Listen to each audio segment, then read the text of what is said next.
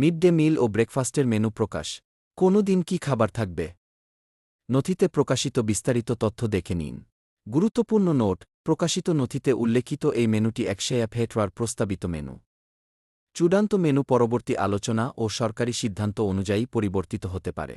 ব্রেকফাস্টের প্রস্তাবিত মেনু: সোমবার চিড়ের পোলাও ও চাটনি, মঙ্গলবার মুড়ি ও ঘুগনি, বুধবার ঝাল সুজি ও চাটনি, বৃহস্পতিবার চিড়ের পোলাও অথবা খিচুড়ি ও পিঠা, শুক্রবার মুড়ি ও লাবড়া, শনিবার ইডলি সাম্বার অথবা মশলা চাটনি।